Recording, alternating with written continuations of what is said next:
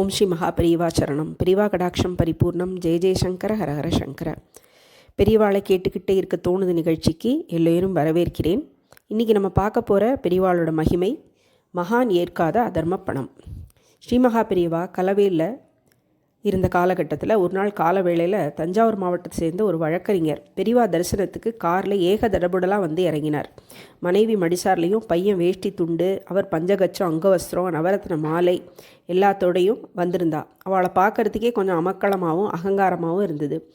பெரிய தட்டில் பழம், புஷ்பம், கல்கண்டு, மஞ்சள் அப்படின்னு எல்லா மங்கள பொருட்கள், திராட்சை, முந்திரி, தேன் பாட்டில் என நிறைய வச்சுருந்தா. அதுக்கு மேலே ஒரு காகித உரையில் ரூபா நோட்டும் வச்சுருந்தா. ஸ்ரீ மகா பெரியவாள்கிட்ட சர்வேஸ்வரனுக்கு அர்ப்பணம்னு சொல்லி வந்தனத்தையும் பண்ணினான்.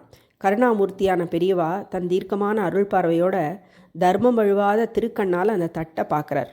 அது என்ன கவர் அப்படின்னு பெரியவா மெதுவாக கேட்குறார். ஏதோ கொஞ்சம் பணம் அப்படிங்கிறார் வழக்கறிஞர். கொஞ்சம்னா 10 ரூபாயா 11 ரூபாயா அப்படின்னு கேட்குறார் பெரியவா. ஸ்ரீதர்மமூர்த்தி கேட்டதில் வழக்கறிஞருக்கு சற்றே கர்வம். உடனே மாவட்டத்திலேயே பிரபல கிரிமினல் லாயராக தான் இருப்பது தெரியாமல் இப்படி 10 ரூபாய் அளவில் தன்னை எடை போட்டுட்டாரே அப்படின்னு அவர் நினச்சிருக்கலாம். பொய்யான பவ்ய பாவத்தோட அவர் 15,000 ரூபாய் அப்படின்னு சொன்னாலும் அதில் தன் பெருமையை காட்டிக்கொள்கிற தொனி இருந்தது. ஸ்ரீமகா பெரியவா கொஞ்ச நேரம் மௌனமாக இருந்தார். பின்னாடி அவர்கிட்ட நீ எதில் வந்திருக்க அப்படின்னு கேட்டார். அவர் தான் காரில் வந்திருப்பதா சொல்கிறார்.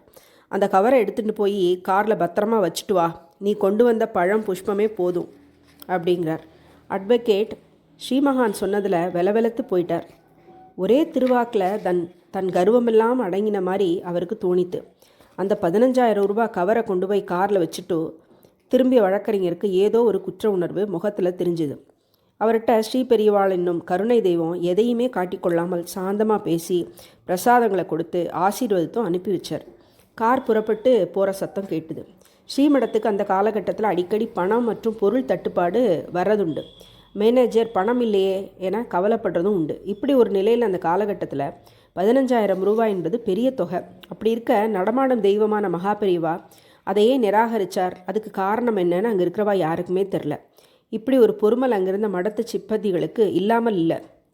இதை ஸ்ரீமகா பெரியவா உணர்ந்து விட்டவராய் சொல்கிறார். இந்த 15,000 பணத்தை நான் ஏற்றுக்கலையே நினைக்கிறேளா? இது ஒரு பொய் வழக்கில் இவர் வாதாடி ஜெயிச்சதுக்காக கிடைச்ச பணம். அந்த ஃபீஸில் ஒரு பகுதி தான் இந்த 15,000.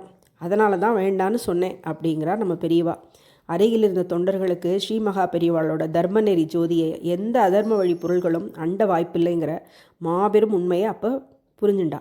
வாழ்வில் எத்தனை சிரமங்கள் வந்தாலும் தர்ம வழியை தளர்த்தி கொள்ளாமல் அருள்வாக்கினால் உலகோருக்கு உபதேசிக்கும் மகான் அதற்கு தக்கவாறு தானும் எடுத்துக்காட்டாக இருக்கிறதுல எந்த தவறும் இல்லை, அதை தவறியதும் இல்லை.